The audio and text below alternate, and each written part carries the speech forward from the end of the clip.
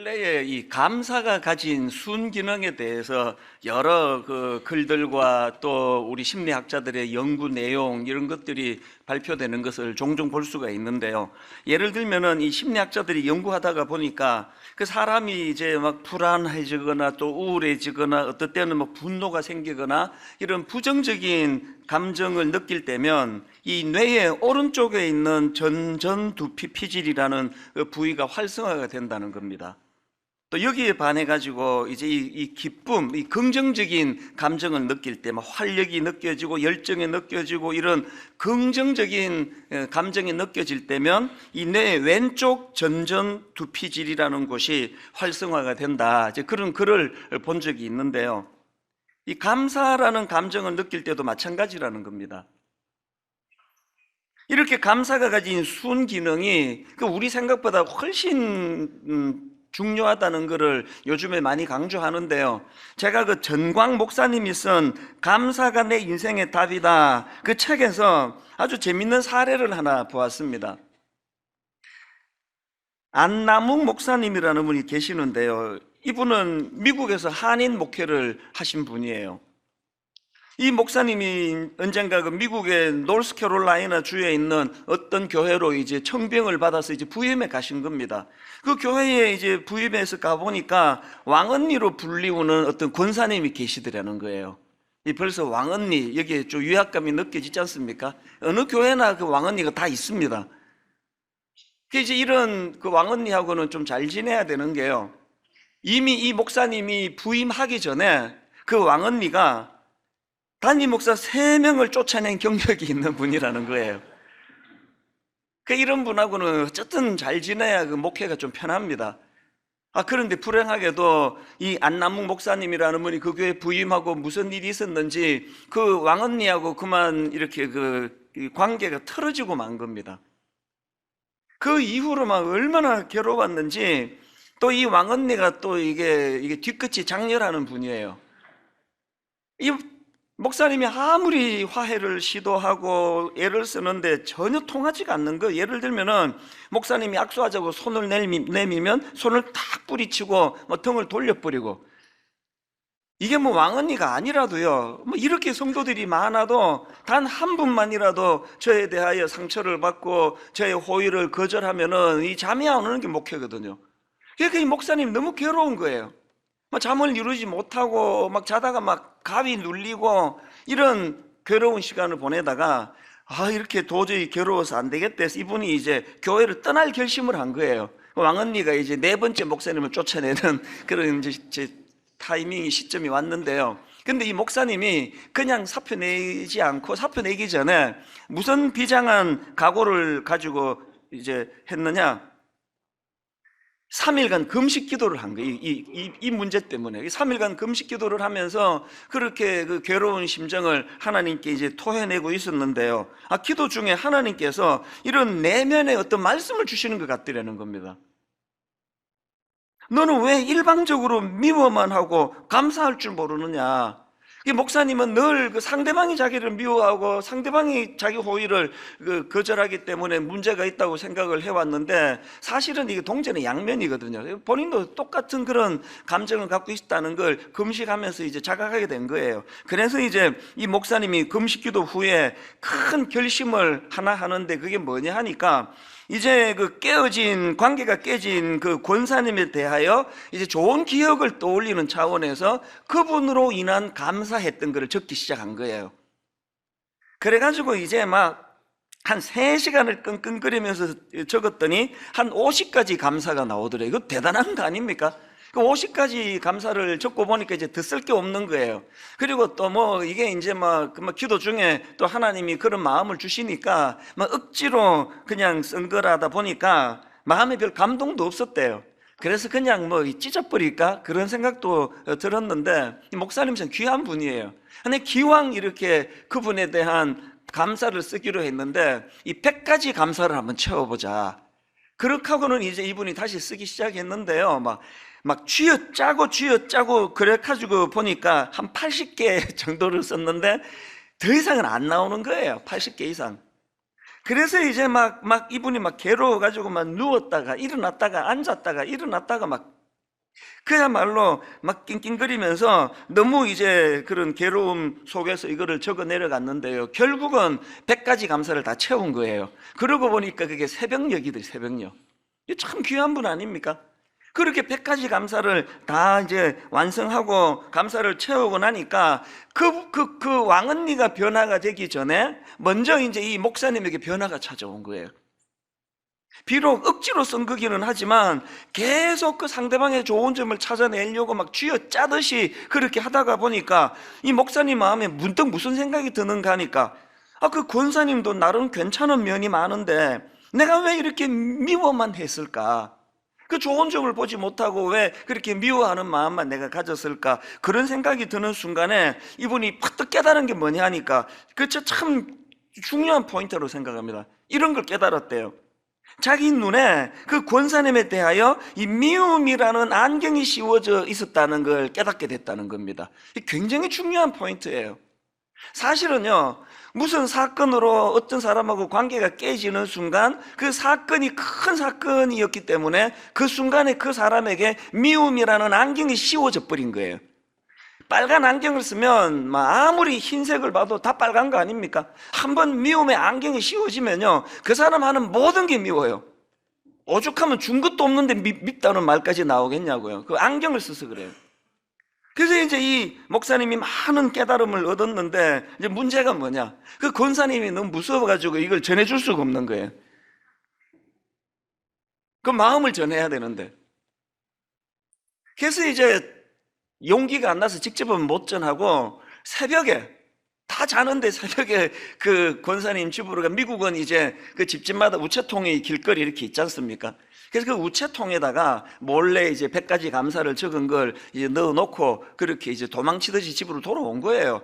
보통 사람 같으면요, 출근하고 우편에 이런 거 들어있는데 그러면 바로 전화해가지고 목사님 왜 그러셨어요? 뭐 그러면서 푸는 게 정상인데 3일이 지나도 연락이 없더래요. 이 목사님이 또 두려워지기 시작한 거예요. 이게 또 그분은 노역한 건 아닌가? 주일이 됐습니다. 주일날은 어차피 교회로 오니까요. 그 권사님이 이제 주일날 나타났는데요, 이 담임 목사님과 눈이 딱 마주쳤는데요, 막 이 권사님이 평소와 달리 막 두 팔을 높이 들고 달려와가지고 막 완전히 달라진 표정으로 이렇게 이야기하더랍니다. 목사님이 사람이십니까? 나는 목사님을 쫓아내려고 그렇게 못되게 굴었는데 100가지 감사라니요. 아침에 편지를 읽고 출근하다가 눈물이 너무 쏟아져 하마터면 사고 날 뻔했습니다.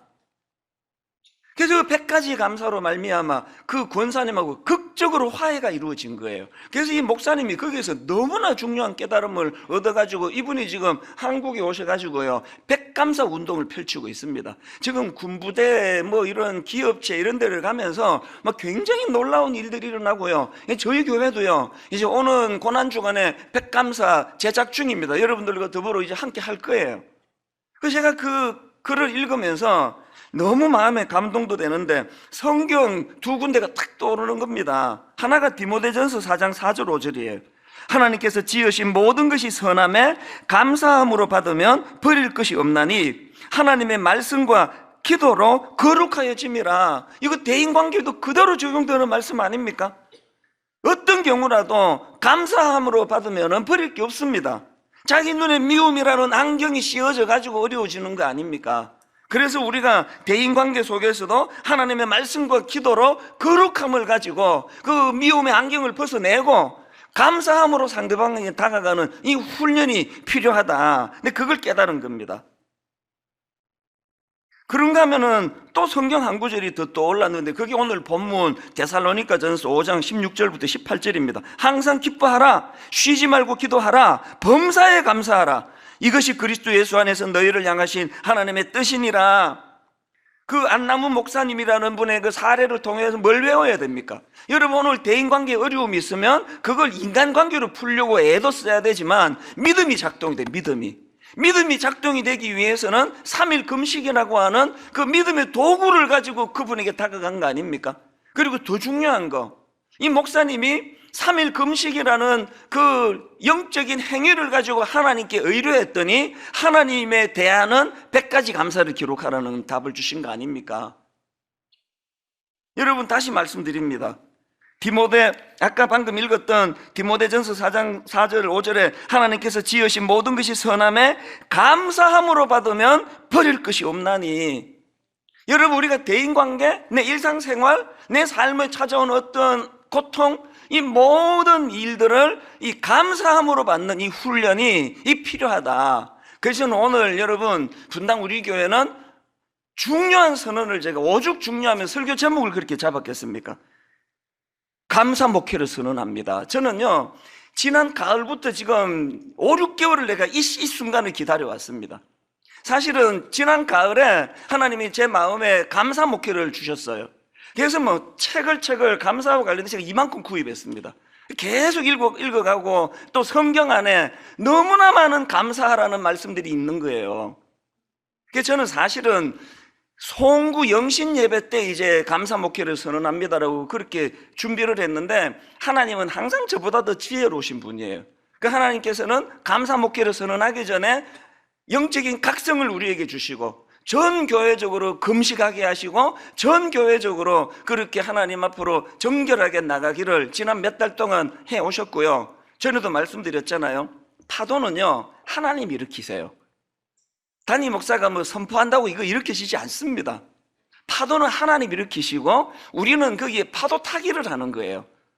원래 들어와가지고 하나님이 분당 우리 교회에 일으켜 주시는 그 파도로 말미암아 첫 번째 파도 타기가 지금 하고 있는 드라마 바이블이라는 그 좋은 도구로 가지고 공동체적으로 성경 읽기를 지금 하고 있는데, 여기저기에서 막 매일매일이 저는 기쁨의 삶이에요. 첫 번째 파도 타기 성경 읽기라면, 이제 오늘 두 번째 파도 타기인 내 삶을 이 감사로 채우는 것, 이 감사 생활, 이 두 번째 파도 타기, 이 감사 운동이 벌어지기를 원합니다. 저는요, 분당 우리 교회가 앞으로는 모든 바탕색이 감사기를 바랍니다. 다락방 감사라는 바탕 안에서 모든 행위가 이루어지기를 바랍니다. 여러분의 가정이, 부부간에, 자녀와 부모 사이에 이 감사가 물밑에 흐르는 가정이 되기를 저는 바랍니다. 모든 내 목회의 밑바탕은 다 감사로 이루어지도록. 그래서 저는 이미 지난 5, 6개월 동안에 마음으로 많이 제가 시도도 하고 애를 써봤거든요. 우리 자녀들에게 요즘에 뭐 그 한창 대학생들이 셋이나 되니까 이런저런 뭐 그 갈등이 얼마나 많습니까? 갈등이 있을 때마다 제 마음으로 감사를 선언하고 그 아이에 대해서 감사를 내가 기뻐하고, 그리고 이제 이따가도 말씀드리겠습니다만, 이제 분당 우리 교회 가정 예배가 정말 좋은 대안이 마련이 됐습니다. 이제 이 감사라고 하는 도구를 가지고 온 가족이 일주일에 한 번씩,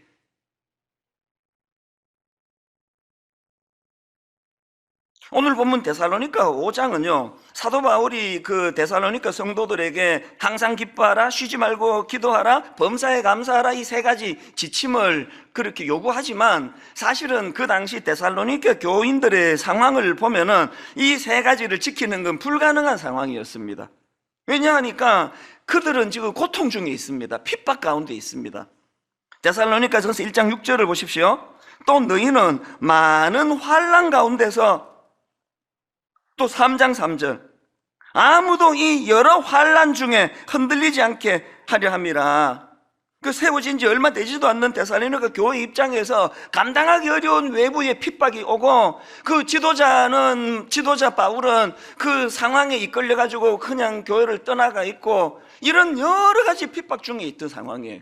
근데 어떻게 지금 이런 핍박 중에 있는 그 성도들을 향하여 항상 기뻐해라, 쉬지 말고 기도해라, 범사에 감사하라, 이런 지침을 줄 수 있는가? 이게 어떻게 이게 지킬 수 있는 가능성이 있는 건가? 이 불가능한 거 아닌가? 그런 생각을 하다가 제가 발견한 게 아까 읽어드린 데살로니가전서 1장 6절 말씀이란 말입니다. 다시 한번 보십시오. 여기 대안이 있습니다. 또 너희는 많은 환난 가운데서 성령의 기쁨으로 말씀을 받아. 여기 보니까요, 5장에서 이 항상 기뻐하라는 지침을 주기 전에 그들은 그런 삶을 살고 있었습니다. 어떻게 가능했느냐? 성령의 기쁨으로 말씀을 받아. 무슨 말입니까? 성령님이 주시는 기쁨. 분당 우리 교회 뭐 감사 운동 하자고 해서 이게 되는 거 아닙니다. 우리는 지금요, 죄성으로 말미암아 전 체질이 그냥 원망하고 불평하는 게 막 길이 너무 잘 나 있는 사람들인데, 앞에서 뭐 감사합시다, 이게 될 게 아니에요. 그러므로 내가 가진 어떤 뭐 교양의 힘, 가정교육 이게 아니고요. 이번 감사운동이 성공하려면 성령이 주시는 이 성령, 초자연적으로 성령이 역사하시고 이 말씀 그대로예요. 성령께서 성령의 기쁨으로 말씀을 받아 드라마 바이블을 읽을 때마다 그냥 뭐 시간 내가지고 읽는 그것도 고맙지만요, 아버지 이번 기회에 내가 이 말씀을 통해서 내 삶에 온전한 감사가 회복되기를 원합니다. 성령님 이 은혜의 길로 인도하여 주시옵소서. 이런 사모함을 가지고 성경을 읽어 나갈 때에 우리도 데살로니가 교회 성도들처럼 그 극심한 고난 속에서도 기쁨으로 서로 교제할 수 있는 그런 삶을 누리게 된다는 그 얘기예요. 17절에 나오는 쉬지 말고 기도하라는 말씀도 마찬가지입니다. 쉬지 말고 기도하라는 게 그냥 뭐 기도원에 들어가가지고 막 하루 종일 기도해라는 그런 뜻이 아니에요. 여기 나와 있는 쉬지 말고 기도하라는 이 말씀은 영향력에 관한 문제입니다. 그만큼 하나님을 의식하는 삶을 살라는 거예요. 그만큼 하루 삶 가운데 하나님에 대한 의존도를 높이며 살라는 거예요. 존 파이프 목사님이나 팀 켈러 목사님이 내놓은 분석들이 이게 100% 동의가 되는 거 아닙니까? 18절에 나오는 범사에 감사하라는 말씀도 마찬가지예요. 삶 속에 늘 하나님을 의식하고 그분에 대한 의존도를 잃지 않으면, 그러면 우리도 고난 속에서도 감사할 수 있다는 거예요. 이걸 삶으로 보여주신 분이 사도행전 16장에 나오는 바울과 실라예요. 자, 사도행전 16장 22절에 지금 그들이 어떤 고초를 겪는지 한번 보십시오. 무리가 일제히 일어나 고발하니 상관들이 옷을 찢어 벗기고 매로 치라 하여 많이 친 후에 옥에 가두고 간수에게 명하여 든든히 지키라 하니, 그가 이러한 명령을 받아 그들을 깊은 옥에 가두고 그 발을 착고에 든든히 채웠더니, 지금 복음 전하다가 엄청나게 곤욕을 치르고 핍박을 당하고 두들겨 맞고 그렇게 하고 지금 감옥에 들어가 있는 상황이에요. 그 상황에서 그들이 어떤 태도를 취하느냐, 25절을 보십시오. 한밤중에 바울과 실라가 기도하고 하나님을 찬송하며, 여러분 상황을 뛰어넘는, 환경을 뛰어넘는 그 찬양이 나오는 인생, 감사가 나오는 인생, 이 부럽지 않습니까? 그래서 저는 오늘 이 선포가요, 우리 개개인의 삶에도 영향을 미치고 특별히 우리 가정에 영향을 미치기를 원합니다. 다락방에, 구역 모임, 이런 감사 목회가 그대로 잘 선포한 대로 이루어지기 위해서는 저는 골로새서 3장 16절 17절을 꼭 명심해야 된다고 생각합니다. 그리스도의 말씀이 너희 속에 풍성히 거하여 모든 지혜로 피차 가르치며 권면하고 시와 찬송과 신령한 노래를 부르며 감사하는 마음으로 하나님을 찬양하고, 또 무엇을 하든지 말이나 일이나 다 주 예수의 이름으로 하고 그를 힘입어 하나님 아버지께 결론 감사하라. 이 감사가 넘치기 위해서 가장 중요한 전제가 뭡니까? 맨 먼저 나오는 게 그리스도의 말씀이 너희 속에 풍성히 거하여. 자, 한번 저를 따라 한번 선포해 봐 주시면 좋겠습니다. 따라해 보십시오. 그리스도의 말씀이 너희 속에 풍성히 거하여. 드라마 바이블을 가지고 막 꼭 그냥 200일 작전 그래가지고 뭐 200일 동안 구약 1독 신약 2독 안 해도 괜찮습니다. 또 어떨 때 바쁘면 또 건너뛰어도 돼요. 그 뭐 미분을 못 푸는데 내가 적분을 어떻게 풉니까? 성경은 그런 거 아니에요. 그냥 막 읽으면 돼요, 어디든. 이게 쌓이면 그냥 포기해 버리니까 이제 오늘부터 또 읽으시자고요. 그래서 우리가 어떻게 해야 돼? 우리 목표가 우리 내면에 그리스도의 말씀이 풍성히 거하는 거예요. 그리고 그 말씀을 가지고 자녀들을 권면하고 다락방에서 말씀을 나누고 하면은 공동체적으로 그 감사가 흘러 넘친다는 겁니다. 이런 의미에서 저는 오늘 이 감사 운동과 관련한 세 가지 지침을 좀 드리고 싶은데요. 여러분, 이 감사 운동과 관련한 첫 번째 지침이 뭐냐?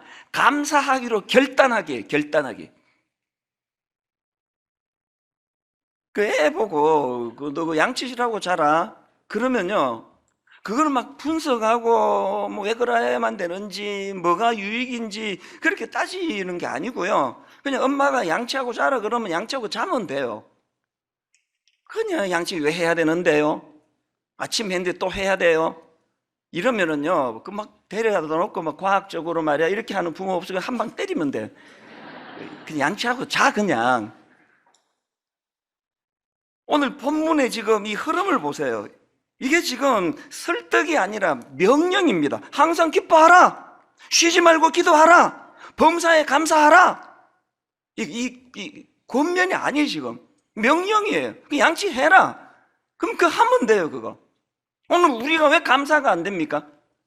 너무너무 이 도시교회 목회가요, 너무 똑똑한 분들이 많이 있어가지고 이 설교를 딱 선포하고 나면은 자 계속 분석하잖아요. 저기서 어떤 사람은 또 청년들은 설교하면은 예화 같은 거 들으면 그 자리에서 검색을 해요. 어떨 때는 그래야 되지만요, 어떨 때는 그냥 받으시면 돼요. 양치하고 자라 그러면 네 이러면 제일 좋은 거예요. 감사도 마찬가지입니다. 그래서 한번 따라해 보시겠습니까? 감사하기로 결단하기. 그 논리로 따지고 하지 말고요, 한번 해보자고요. 한번 감사하라 그러니까. 아까 그 안남웅 목사님 말씀 이야기를 제가 들려드렸는데 그분이 유명한 말을 했습니다. 감사하고 관련해서 이런 말을 했습니다. 감사할 게 없다고요? 참기름 짜듯이 쥐어 짜보세요. 생각지도 못한 감사한 일이 떠오를 겁니다. 이게 이분이 자기가 이거 직접 그 임상 실험 통해서 이게 경험한 거 아닙니까?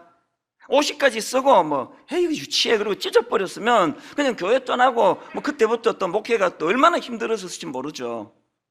참기름 짜듯이 막 새벽까지 막 80개 하고는 더 이상 안 나오는데 쥐어 짜니까 백감사 운동이라는 너무나 아름다운 열매가 나타나더라는 거거든요. 부탁합니다. 감사하기로 결단하시기 바랍니다. 이 내가 손해보는 거 아닌가? 해도 소용없던데? 이런 것들 생각하지 말고, 캘리포니아 대학교 교수라고 합니다. 소냐 리우보머스키라는 분이 이런 말을 했습니다. 자신의 축복을 세며 감사하는 사람들이 삶의 더 큰 만족감을 경험한다. 이를 실생활에 적용하고 싶으면 감사일기를 쓰라. 다음 주일날 우리 마당에서 대대적으로 감사 노트를 제가 판매할 거예요. 그리고 그 감사 노트 전 수익금은 미자리 교회 사모님들을 위해 쓸 거예요. 여러분들이 감사 노트를 가족 숫자만큼 구입하셔야 돼요. 그리고는 함께 아이들과 더불어서 함께 감사 노트를 써가면서 그렇게 할 때 자신의 축복을 세며 감사하는 사람들이 삶의 더 큰 만족감을 경험한다고 그런 전문가 심리학자들이 그렇게 말하니까, 또 성경이 그걸 또 우리에게 요구하니까 그냥 그렇게 해보자는 거예요. 여러분 잘 아시는 시편 34편 1절부터 3절, 자 한번 내용을 들어보세요. 다윗이 쓴 시입니다. 내가 여호와를 항상 송축하며 내 입술로 항상 주를 찬양하리이다. 내 영혼이 여호와를 자랑하리니 곤고한 자들이 이를 듣고 기뻐하리로다. 나와 함께 여호와를 광대하시다 하며 함께 그의 이름을 높이세. 이 그냥 읽으면은 평이한 성경인데요, 조금 가격이 있는 성경을 보시면요, 여기 시편 34편하고 파란 글씨로 이 설명 하나가 붙어 있습니다. 시편 34편에 이렇게 설명이 되어 있습니다. 다윗이 아비멜렉 앞에서 미친 채 하다가 쫓겨나서 지은 시. 왕이라는 사람은 자기를 못 잡아먹어가지고 죽이려고 지구 끝까지 내가 추적해서 잡겠다 그러고, 다윗이 도망가다 안 돼가지고 너무 다급하니까 적지로 뛰어든 거 아닙니까? 그리고는 그 위험성을 인식하고 지금 목숨 부지하겠다고 침을 질질 흘리면서 그 미친 사람 행세해가지고 지금 겨우 목숨을 건진 상황이에요. 여성도 그렇지만 내가 남자다 보니까 남자들은요, 자존심이 무너지면 다 무너져요. 여기 누가 제 설교하는데 어떤 분이 한 번 올라와가지고 내 뺨을 한 대 올려치면서 설교 그따위로 하느냐고 한마디만 하면요, 한 1년 제가 강단에 못 쓸 거예요. 다윗이 지금요, 모든 자존심이 다 무너진 거예요. 그 구차하게 목숨 부지하겠다고 저 앞에서 침을 질질 흘리는 그런 수치스러운 일을 경험한 그 순간에 어떻게 이렇게 감사와 찬양이 넘치는 시를 쓸 수 있었냐, 이 미스테리 아닙니까?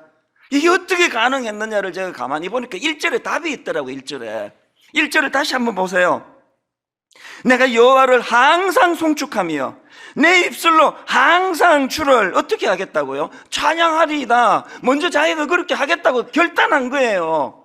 내가 어떤 상황에서도 내가 감사와 찬양을 잃지 않겠다고 자기가 그렇게 결단하고 선포한 거예요. 결단하고 선포하니까 그렇게 그냥 수치스러운 자리에 빠져 죽고 싶은 그 상황에서도 감사가 나오더라는 겁니다. 왜 제가 감사하기로 결단하자는 게 왜 중요한지 아시겠습니까? 시편 44편 8절에도 보니까 우리가 종일 하나님을 자랑하였나이다. 우리는 하나님의 이름에 영원히 감사하리이다. 그렇게 한번 결단해 보세요. 어떤 상황에서도 내가 하나님께 감사하고 찬양하겠노라고 거기에 능력이 나타날 줄로 믿습니다. 그런가 하면 두 번째로요, 감사 운동과 관련한 지침이 하나 더 있습니다. 감사 습관 만들기예요. 결단만 한다고 되는 게 아니에요. 그 유진 피터슨이 메시지 성경을 썼는데 거기에 보면 오늘 본문은 이렇게 의역합니다. 내용을 잘 보세요. 무슨 일에든지 기뻐하십시오. 항상 기도하십시오. 무슨 일에든지 하나님께 감사하십시오. 이것이야말로 하나님께서 그리스도 예수 안에 있는 여러분에게 바라시는 뭐라고요? 생활 방식입니다. 유진 피터슨이 미국 분이니까 영어로 썼을 거 아닙니까? 그래서 이 원서로 이거 어떻게 썼는가 보니까 이렇게 되어 있습니다. This is the way God wants you. 여러분, 감사가 뭐 여러 가지 해야 되는 것 중에 하나의 어떤 아름다운 덕목이 아니에요. 이건 하나님이 예수 믿는 자들이 가져야 되는 생활 방식이래요. 이 구현해야 된다는 거예요. 감사의 길을 만들어야 돼요. 죄성을 가진 우리는요, 너무 그 불평불만의 길이 너무 많이 만들어져 가지고요, 이거 뭐 그냥 뭐 생각 안 하잖아요. 그냥 뭐 툭 나오면은 불평은 뭐 너무 자연스럽게 나오는 거 아닙니까? 그건 하나님이 여러분께 바라시는 생활 방식이 아니에요. This is the way God wants you. 내가 변화받는 그리스도인이라면 반드시 이 감사의 길을 만들어야 돼요. 습관적으로 이걸 만들어내야 됩니다.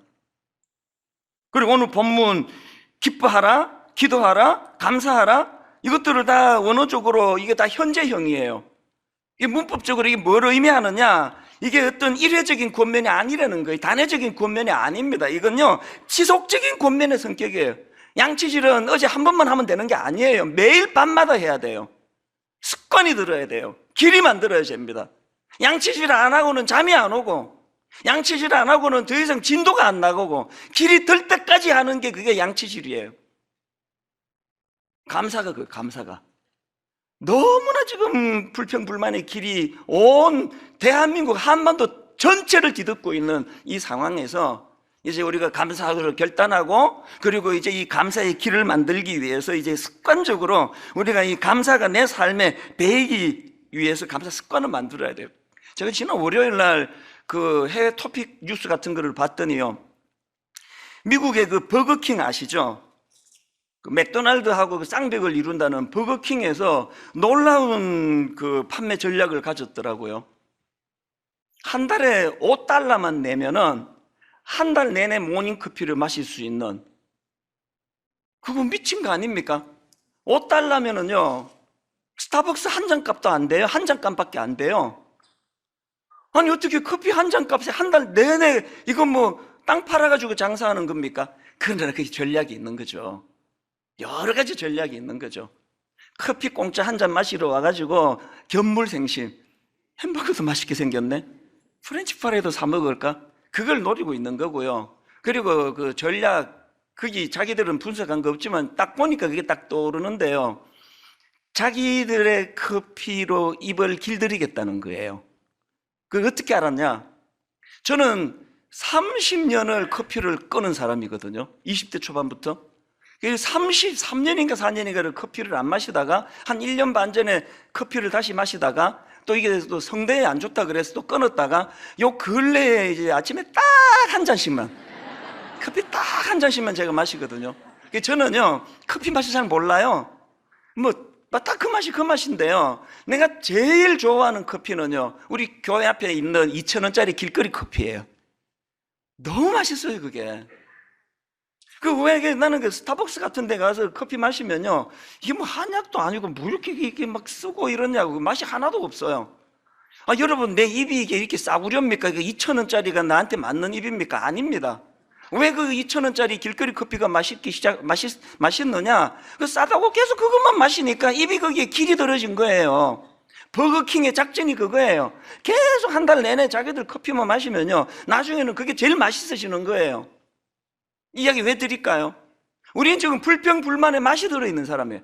막 불평하고 막 누구 뒤에서 뒷담하면은 막 하늘 문이 열리고 성령이 비둘기같이 임해가지고 막 누구 욕할 때 막 얼마나 행복합니까? 막 아마 그냥 권사님하고 한 30분 욕하고 나면은 막 오늘 하루에 모든 스트레스가 다 날라갔다고. 뭐 그게 왜 그렇습니까? 그게 너무 입에 길이 들어서 그래. 길이 막 누구 막 칭찬하고 막 감사하는 거 하나도 안 기뻐요. 왜 그렇습니까? 길이 안 나서 그래. 길이. 이제 여러분, 메시지 성경을 다시 들어보십시오. 무슨 일에든지 기뻐하십시오. 항상 기도하십시오. 무슨 일에든지 하나님께 감사하십시오. 이것이야말로 하나님께서 그리스도 예수 안에 있는 여러분에게 바라시는 생활 방식입니다. 감사가 내 삶의 생활 방식이 될 때까지 포기하지 않고 감사를 추구하는 저와 여러분 되시기를 바랍니다. 마지막 세 번째로요, 이 감사 운동을 이웃에게 전수해 주기예요. 전수해 주기. 나만 고치는 거 아니, 이번 기회에 공동체적으로 선포합니까? 존 스토트 목사님이 데살로니가 전서 강해 그 책을 폈는데요, 오늘 본문은 어떻게 설명하는지 아십니까? 여기 항상 기뻐하라, 쉬지 말고 기도하라, 범사에 감사하라를 이렇게 분석합니다. 잠 들어보십시오. 바울이 여기서 사용한 동사들은 복수형으로 되어 있다. 그러므로 이 동사들은 개인적이고 사적인 것이기보다는 집합적이고 공적인 그리스도인의 의무를 묘사하는 듯하다. 20절에 나오는 예언이라는 말도 공적인 것이다. 26절에 나오는 거룩한 입맞춤이라는 말도 어떤 모임을 전제로 한다. 우리는 멀리 떨어져서 사람들과 입맞춤을 할 수 없다. 그리고 27절에서 바울은 모든 형제가 있을 때 편지를 읽는 모습을 그리고 있다. 무슨 뜻인지 아시겠죠? 항상 기뻐하라, 쉬지 말고 기도하라, 범사에 감사하라는 개인에게 주신 지침이라기보다는 예배 가운데 공동체적으로 주신 거라는 거예요. 성경을 공동체적으로 읽어야 되는 것처럼 이 감사운동은 모든 교회가, 다락방이, 가정이 공동체적으로 추구해야 된다는 겁니다. 그래서 아까 존 스토트 목사님이 예를 들은 27절을 보십시오. 내가 주를 힘입어 너희를 명하노니 모든 형제에게 이 편지를 읽어주라. 공동체적이에요. 저는 꿈이 하나 있습니다.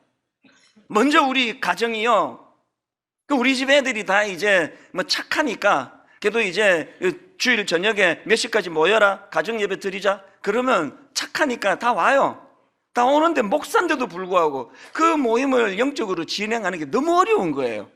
그래서 제가 이걸 고심했는데, 이제 기대하시라 개봉박두, 다음 주일날 완벽한 가정 예배 제가 플랜을 다 만들어 놨습니다. 그래서 감사 노트를 구입하라는 거예요. 가정이 살아날 줄로 믿습니다. 한 주일에 한 번 자녀들과 더불어 이 감사를 매개로 해서 함께 같이 그런 아름다운 시간을 가진다고 할 때, 그리고 부부가 손을 맞잡고 감사를 매개로 서로 그것들을 나눈다 할 때 가정에 놀라운 변화가 일어나리라고 믿습니다. 한 가지 말씀만 드리고 이제 말씀을 마무리하려고 하는데요, 여러분, 아까 제가 우리가 이 감사가 살아나기 위해서는 성령의 기쁨으로 말씀을 받아 성령이 도와주셔야 된다고 말씀을 드렸고요. 그런가 하면 또 한 가지 이 감사와 관련해서 가장 먼저 회복해야 되는 건 십자가 은혜에 대한 감사의 회복이에요. 우리가 아직 연약할 때에 계약대로 그리스도께서 경건하지 않은 자를 위하여 죽으셨도다. 우리가 아직 죄인 되었을 때에 그리스도께서 우리를 위하여 죽으심으로 하나님께서 우리에 대한 자기의 사랑을 확정하셨느니라. 이 십자가 사랑에 대한 감사와 감격이 먼저 회복이 되면 나머지는 그냥 따라오는 거예요. 그냥. 여러분, 우리 교회에 강춘봉 할아버지 여러분 다 아시잖아요. 우리 교회에 하나님 주신 선물이라고 저는 생각합니다. 이 어른이 연세가 이제 94세 되세요. 그런데 2007년 11월 달로 기억하는데요, 급하게 연락이 왔습니다. 지금 이 할아버지 강충복 집사님이 지금 위독한 상태라는 거예요. 그래서 이제 가족도 잘 못 알아보시고 이제 지금 막 굉장히 다급한 상황이라고 연락이 오셔가지고 그렇게 응급실에 계시다 그래가지고 제가 거기를 갔습니다. 가족도 잘 못 알아보시고 왔다 갔다 하실 정도로 이 할아버지가요, 목사를 보더니 그 기계가 있는데요, 심장 박동이 막 달라지는 거예요. 너무너무 기뻐하고 너무 감사하고 하나님이 나를 사랑하셔서 이 목사를 보내주시는구나, 막 그 감격이 막 어쩔 줄을 몰라요. 막 어린애 너무너무 아름다운 그 어린아이의 모습이에요.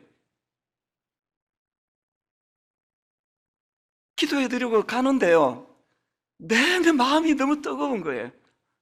어떻게 저 연세에 저 하나님 앞에 어린아이 같은 저 순수함으로, 그 감사함으로, 그 사랑하는 아들, 딸도 귀하지만 그 주의 종이 말씀을 들고 왔다고 그렇게 막 그 심장 박동하는 그 그래프가 달라질 정도로 막 가슴이 벅차게 그렇게 감사하는 그 모습이 너무 인상적이었는데, 며칠 지났을까요?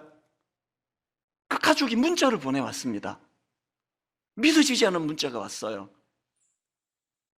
자, 들어보십시오. 목사님 너무 감사드립니다. 오늘 병원에 갔더니 원장님께서 기적이 일어났다면서 사진을 보여주셨어요. 한쪽 폐가 완전히 쪼그라들어 가족들에게 마음의 준비를 하라고 해서 목사님께 기도 부탁을 드리고 모신 것인데, 목사님 다녀가신 후 상태가 너무 좋아져서 폐 사진을 찍어보니 다시 회복이 되었습니다. 젊은 사람에게도 일어나기 힘든 일이라고 원장님께서 말씀하셨어요. 하나님 향한 감사, 날 구원해 주신 은혜에 대한 기쁨, 이 감사가 94세 할아버지 오그라든 폐도 펼쳐주시는 역사를 만들었다고 저는 믿습니다. 감사는 기적이에요.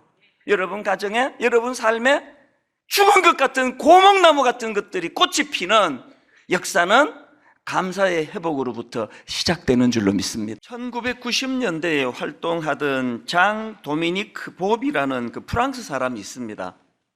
이분은 이제 그 세계적인 여성 잡지 엘러의 그 편집장이었을 뿐만 아니라 아주 잘생긴 외모, 화려한 언변, 이런 것들로 인해 가지고 그 프랑스의 사교계를 풍미했던 분으로 알려져 있는 분입니다. 이렇게 잘 나가던 분인데요, 이 43살이 되던 해에 인생이 완전히 절망을 경험합니다. 갑자기 그 뇌졸중으로 쓰러지는데, 그리고는 이제 3주 만에 의식이 돌아오기는 했는데 어떤 불행한 일이 생겼느냐, 그 락드인 신드롬이라고, 이게 뭐냐면은 지금 의식은 다 있는 거예요. 우리랑 똑같이 의식은 있는데 전신마비, 몸을 움직일 수가 없는 거예요. 이것만큼 고통이 있겠습니까?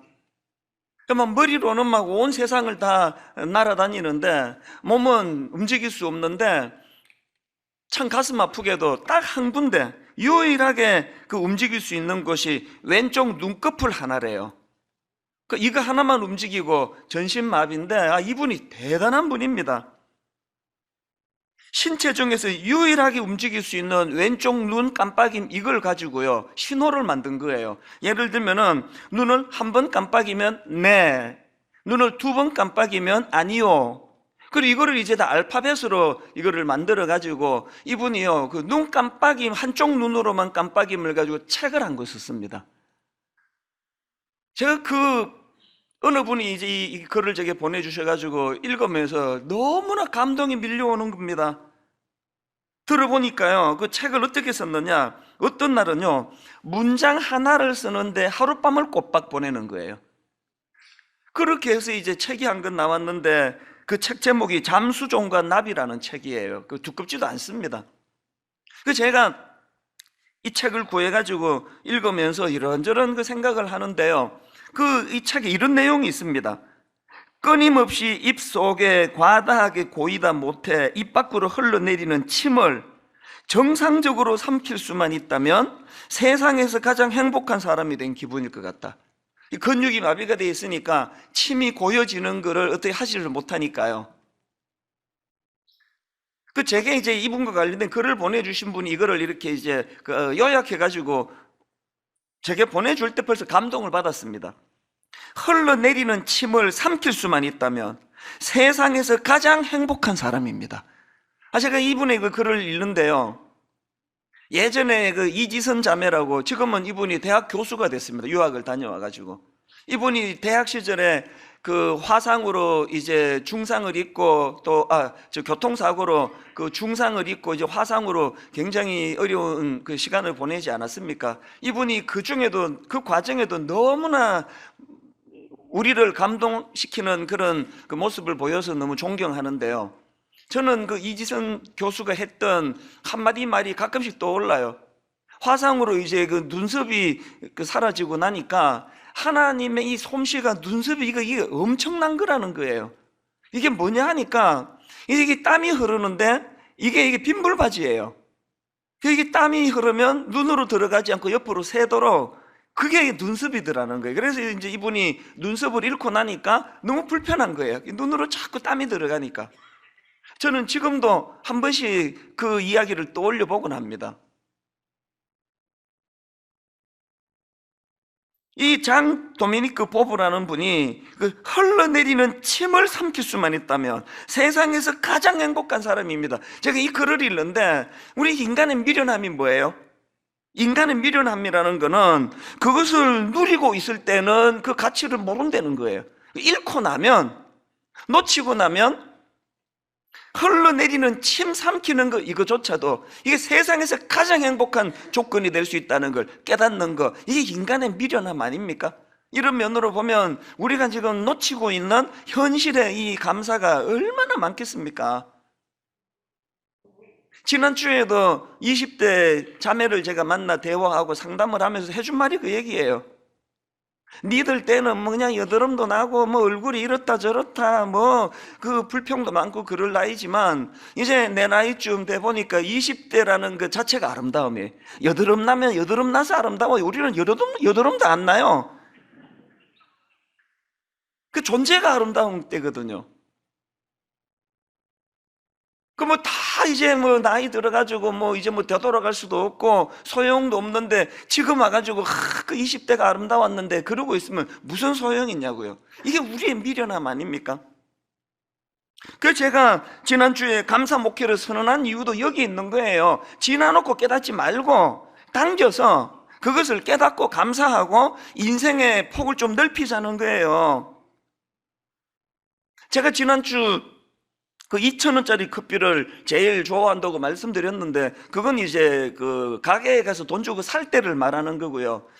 대부분의 경우는 제가 아침에 출근하면은 이제 교회에서 나오는 그 커피를 저는 제일 맛있어 합니다. 아침에 출근하면 이제 제 아내가 아침을 도시락을 싸줘요. 제가 이렇게 부탁을 해서. 그래서 이제 도시락은 다 이제 채소만 들어 있습니다. 달걀 2알, 그리고 이제 당근, 오이, 하여튼 저는 아침은 내 토끼가 돼요. 채소밖에 없습니다.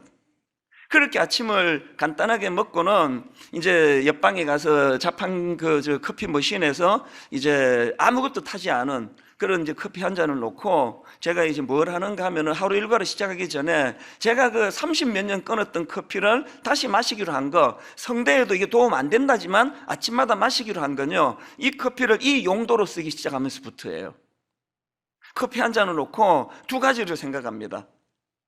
하나는 하나님 오늘 하루 감사가 넘치게 해달라고, 그러면서 이미 주신 감사한 많은 것들을 떠올려요. 아주 소소한 삶에, 그래서 이렇게 좋은 아내 주신 거, 새 자녀 주신 거 참 얼마나 감사한지, 교회가 이렇게 무탈하게 이렇게 은혜롭게 갈 수 있는 거 하나님 은혜 아니고 이게 가능하겠습니까? 그 장로님들 하나같이 이 관계 형성이 잘 이루어져서 저에게는 형님, 저에게는 동생, 당회가 다툰 적이 단 한 번도 없다고 하면 믿으시겠습니까? 인격적으로 관계로 서로를 존경하고 존중하고, 그래서 당회 갔다 오면 막 너무 행복해요. 저는요. 그것도 감사. 곳곳에 우리 순장님들, 봉사자들, 헌신하는 사람들, 이런 분들 주신 거 하나님께 감사. 참 감사를 해요. 그 다음에 또 하나 하는 게, 아버지 오늘 하루도 분에 넘치는 욕심을 품지 않기를 원하는 거예요. 왜 감사를 먼저 떠올릴까요? 이미 주신 은혜에 대한 감사가 풍성해서 포만감이 느껴지면 욕심이 없어지는 걸 이제 많이 경험을 하거든요.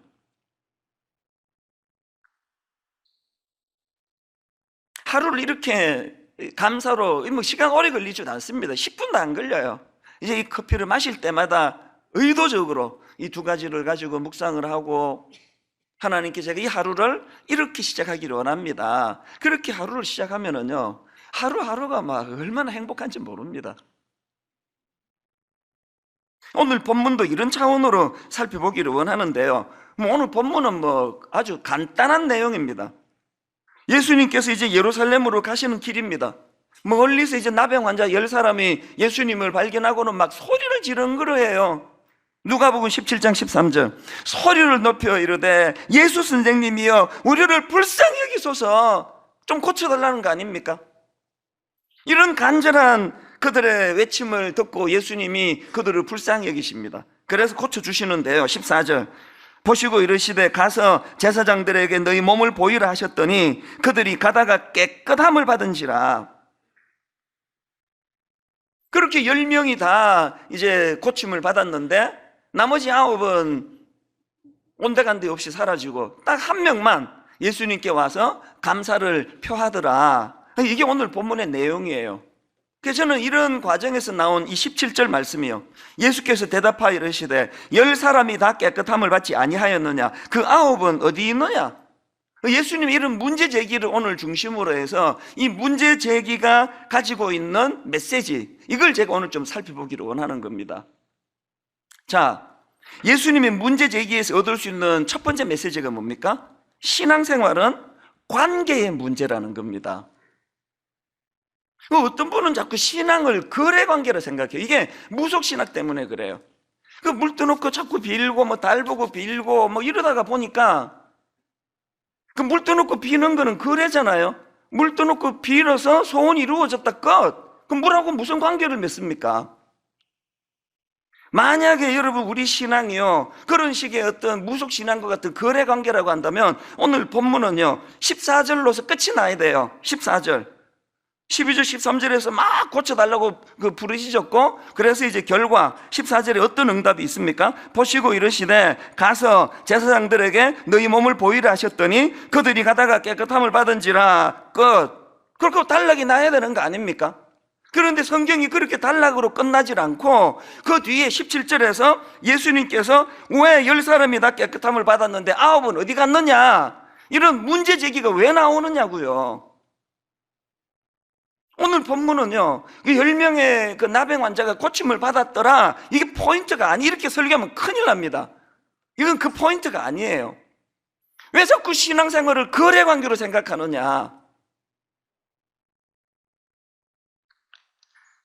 요한일서 1장 3절에 보니까 우리가 보고 들은 바를 너희에게도 전함은 너희로 우리와 사귐이 있게 함이니 우리의 사귐은 아버지와 그의 아들 예수 그리스도와 더불어 누림이라.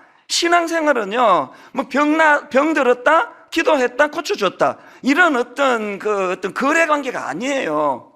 신앙은요, 하나님과의 사귐의 관계, 그로 인한 나와 너와의 관계 회복, 이게 줄거리예요. 이렇게 생각하시는 분은 반쪽짜리 신앙이에요.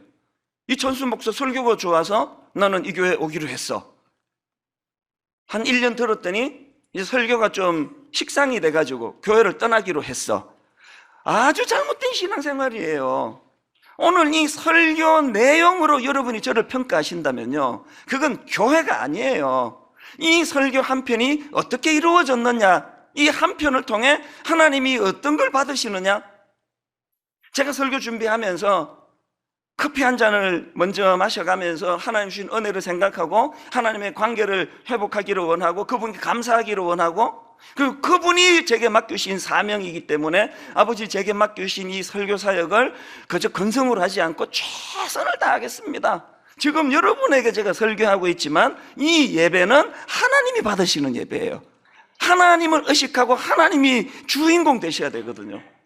그런가 하면은 하나님이 여러분을 막 오죽 사랑하십니까? 그래서 저는 이 설교를 준비할 때 종종 그런 경우가 있습니다.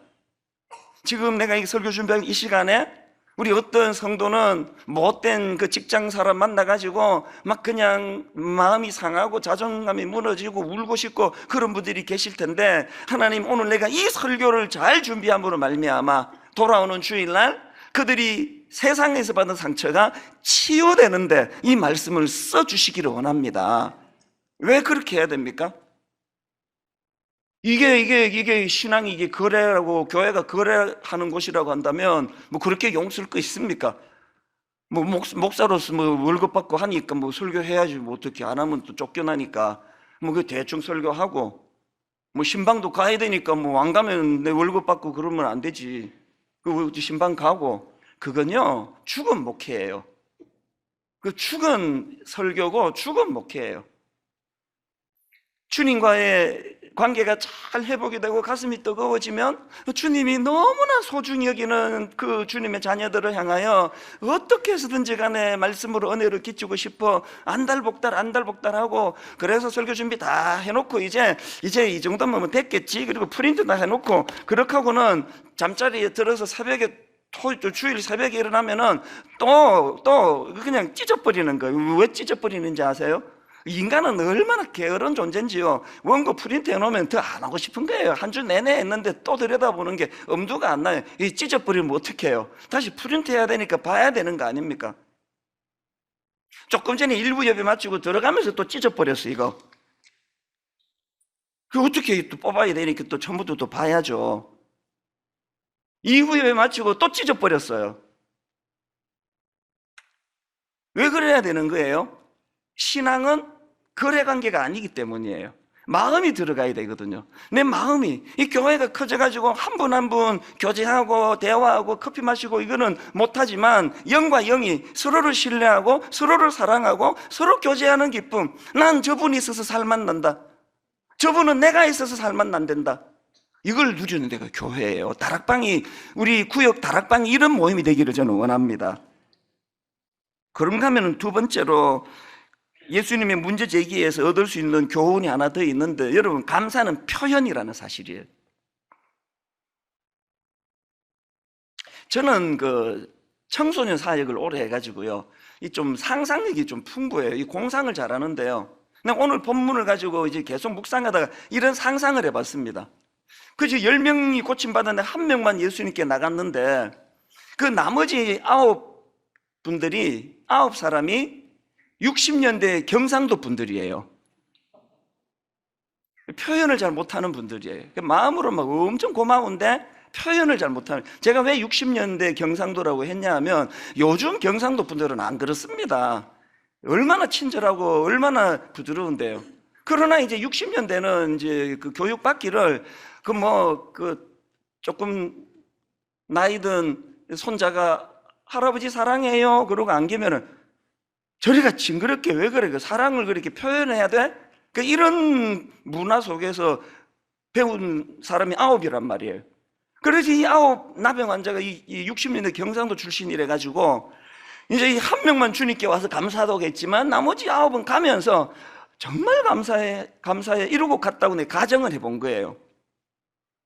성경 대부분은 다 마음이 중요한 거 아닙니까? 마음이? 그 성경 대부분이 마음이 중요하다고 한다면, 그러면 오늘 본문에 그 9명도 만약에 감사했다면 되는 거 아닙니까? 제가 오늘 본문을 통해 깨달은 게 뭐냐면요, 성경 대부분이 마음이 중요하다고 하지만 감사는 예외라는 거예요. 예수님이 그걸 지금 가르쳐 주시는 거예요. 만약에 그 감사도 마음으로 받으면 된다, 표현 안 해도 된다 그러면 이 17절 내용 바꿔야 돼요. 이렇게 해요. 예수께서 가라사대 공연한 짓을 하였도다. 나머지 9처럼 감사하고 떠나면 되는데 쓸데없는 짓을 하였도다. 뭐 이렇게 끝나야 되는 거 아닙니까? 근데 분명히 예수님께서 나머지 9은 어디 있느냐고, 그 마음으로 뭘 생각했는지 중요하지가 않고 그 9은 어디 있느냐고. 제가 어느 책에 보니까요, 이 감사를 한자풀이로 참 의미 있게 했더라고요.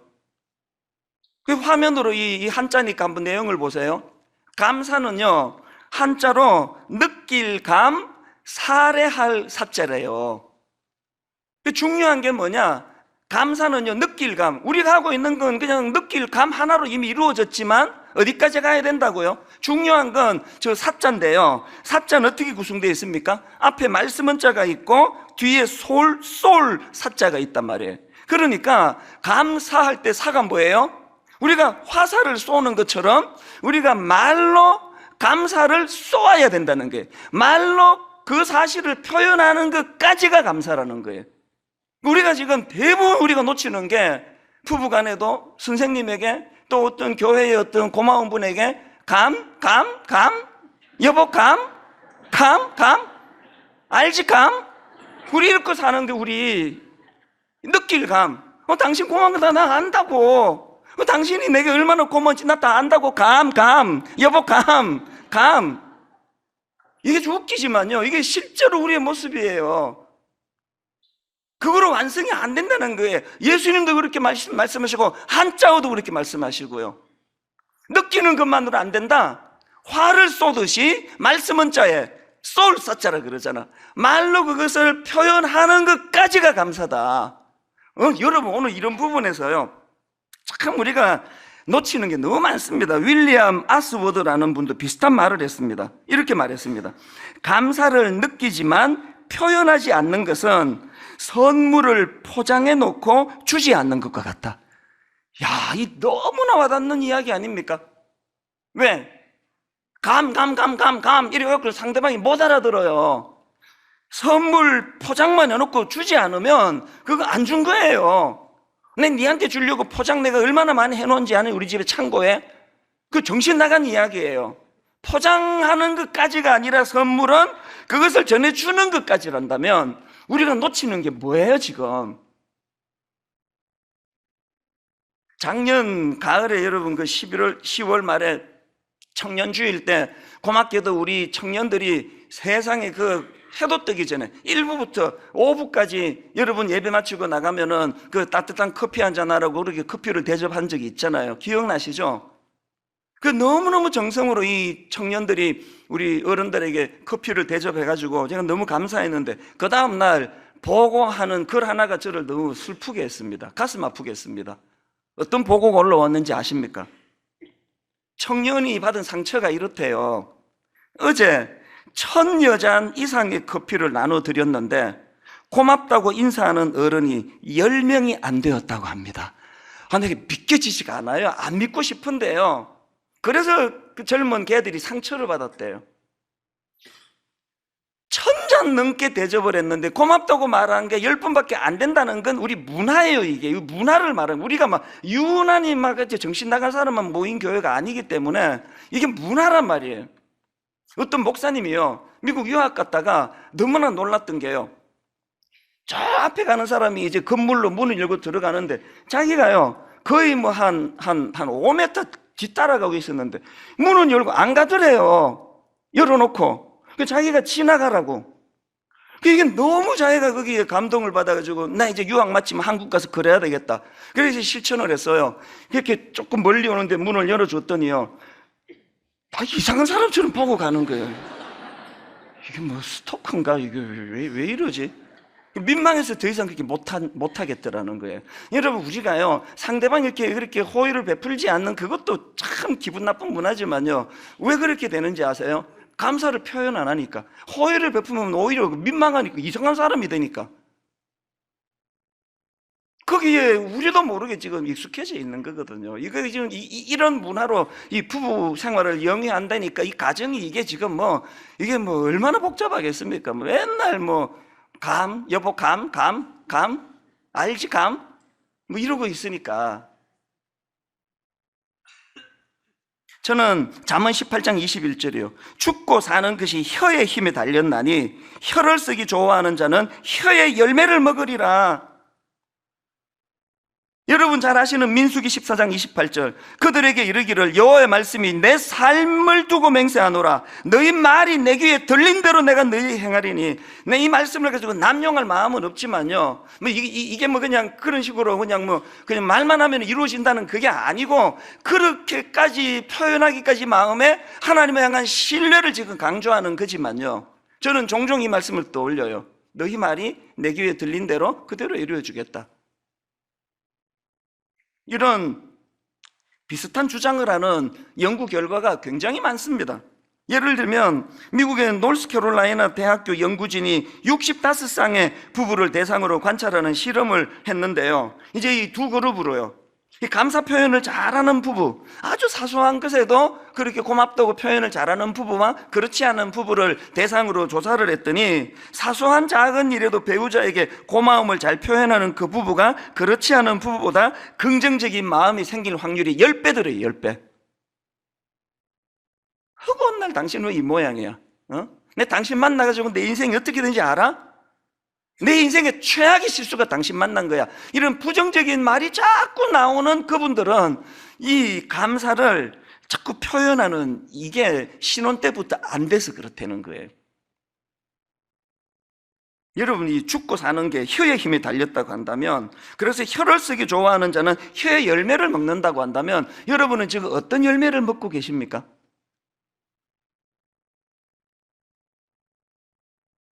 이 말이 가진 위력을 저는 너무 잘 아는데요. 저는 이제 많은 사람을 상대하잖아요. 또 교역자들이 많다 보니까 이 실수할 때도 많아요. 그래서 이제 하면 안 되는 실수를 가지고 저한테 와서 이제 보고를 할 때면 이게 사람이요. 여기 이제 이걸 가지고 그냥 51% 아니면 40%가 행동을 유발하더라고요. 이 지금 머리가 막 작동이 되는 거예요.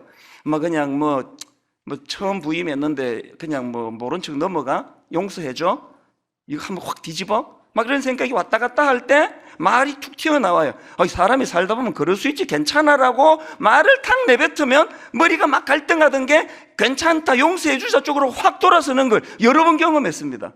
반대로 이렇게까지 화가 안 났는데 툭 튀어나온 게 너 왜 이렇게 맨날 그렇게 실수하냐? 라고 말이 툭 나가면 갑자기 내 마음도 그쪽으로 기울어가지고 막 엄청 불쾌해지는 걸 여러 번 경험했습니다. 이게 성경이 말하는 말의 위력이에요. 감사는 표현입니다. 표현하면, 요즘에 제가 이거 사실 이 설교를요 작년 가을부터 제가 준비하기 시작했거든요. 왜? 이제 감사 목회를 선포해야 되겠다고 결심한 게 작년 가을이니까. 그러면서 제가 많은 실험을 거쳤거든요. 제 아내에게 제일 많이 실험을 거쳤어요. 계속 감사를 표현하고 감사를 표현했더니 놀라운 결과가 뭐냐? 상대방도 기분 좋아하지만요, 감사를 계속 표현했더니 제 아내를 보는 내 태도가 달라지더라고요. 이 진짜 괜찮은 여자더라고요. 점점 좋아지는 거예요. 막 요새는 막 그냥 막 보고 싶어 죽겠어요. 막 교회 한번 보고 싶고, 막 저녁에 자꾸 막 보고 싶었다고 표현을 하니까 좀 더 보고 싶어지는 거예요. 전에는 안 그랬거든요. 60년대 경상도. 말의 위력은, 감사의 위력은 표현할 때, 쏠 때 감사의 능력이 나타나는 줄 믿습니다. 마지막 세 번째로요, 여러분, 감사는요 더 큰 감사를 불러온다는 사실, 제가 이 표현은 제가 그 마음에 품고 있는 명언 하나에서 많이 제가 차용을 했는데, 이런 말 들어보셨습니까? 감사에는 문이 있어서 감사하면 문이 열리고 길이 열린다. 감사하면 문이 열리고 길이 생긴다. 오늘 본문이 딱 이 이야기를 지금 드러내는 거 아닙니까? 10명의 나병 환자가 공통적으로 다 고침을 받았습니다. 그리고 9명은 감사를 안 했고 1명만 감사했습니다. 그 1명 감사한 사람에게 어떤 길이 열렸습니까? 1명 감사에게 어떤 더 큰 감사가 나왔습니까? 19절, 그에게 이르시되 일어나 가라, 내 믿음이 너를 구원하였느니라. 육신의 질병 고쳐주는 게 1감사라면요, 영혼의 구원을 선포하는 이 감사는 만 감사예요. 기껏 나사로 막 죽은 사람만 무덤까지 가가지고 막 무덤 열고 살려놨더니 좀 더 살고 금방 또 죽던데 그 나사로가 지금 또 죽었잖아요. 가끔 그런 생각해요. 이렇게 억지로 살려놨는데 좀 이따가 또 죽을 거면 그냥 계속 죽도록 내버려 두는 거나 무슨 차이가 있겠냐고.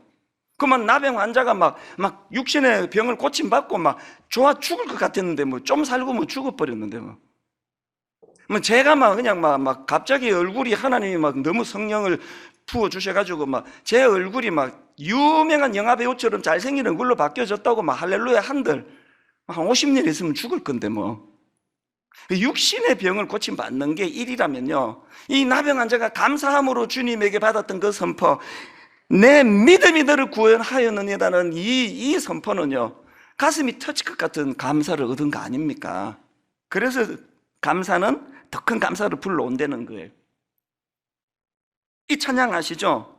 감사의 폭을 넓히는 게 얼마나 중요한가? 세상 모든 풍파 너를 흔들어 약한 마음 낙심하게 될 때에, 어떤 상황이에요? 세상 풍파에 시들려 가지고 막 약한 마음이 막 낙심하게 되는 거예요. 갑자기 뭐 친정 엄마가 병원에 갔더니 암이란다, 암. 막 갑자기 또 오후에 남편이 전화 왔는데 뭐 실직 당하게 됐다는 거예요. 세상 모든 풍파 너를 흔들어 약한 마음 낙심하게 될 때, 그때 어떻게 해야 되느냐? 내려주신 주의 복을 세어라, 주의 크신 복을 내가 알리라. 아시겠습니까? 세상 풍파 나만 흔들어댈 때, 그때 본능은 원망과 분노가 불평이 나올 텐데 의지적으로 그동안 주신 복을 세보는 거예요. 얼마나 많은 복을 내가 누렸더라? 2절도 마찬가지입니다. 세상 근심 걱정 너를 누르고 십자가를 등에 지고 갈 때에, 막 사명이 막 너무 무거워가지고 막 애가 애 먹이고 속 썩이고 막 가정은 힘들고, 내 도대체 이거 내 무거워서 도저히 이 사명 못 감당하겠다라고 마음이 무너질 때 뭘 해야 돼요? 주가 내게 주신 복을 세어라, 두려움 없이 항상 찬송하리라.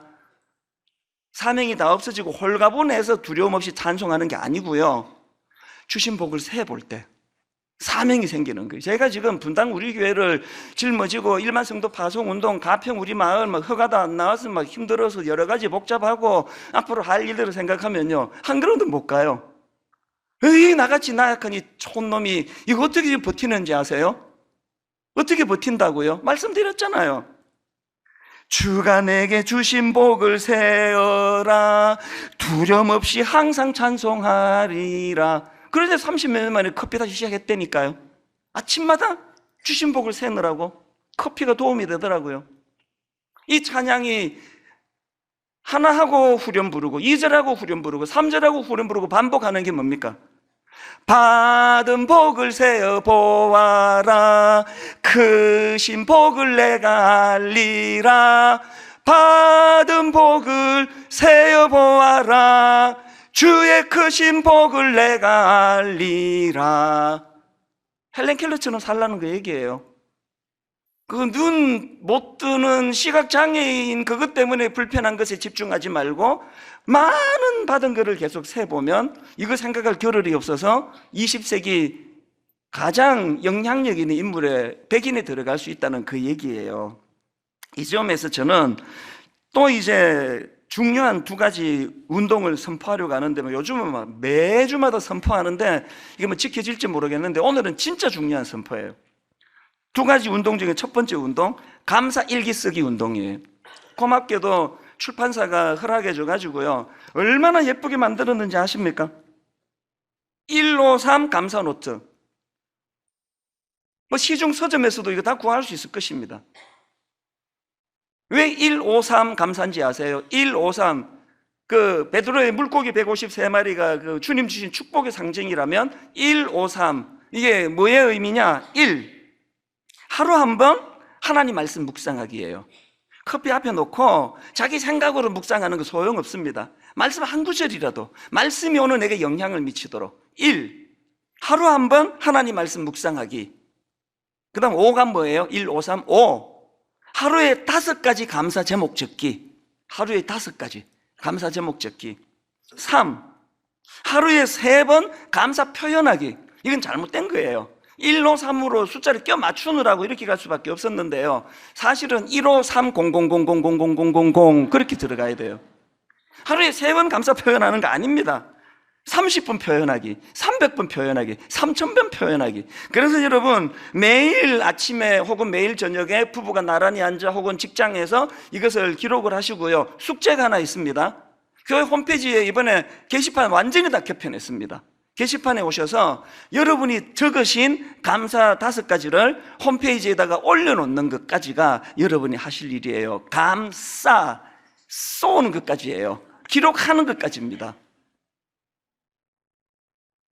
난 죽어도 그렇게 순종 못합니다. 게시판에 그렇게 글 올리고 나는 안 합니다. 이런 분 계시면 지금 양말 물고 한번 서보세요, 자리에서.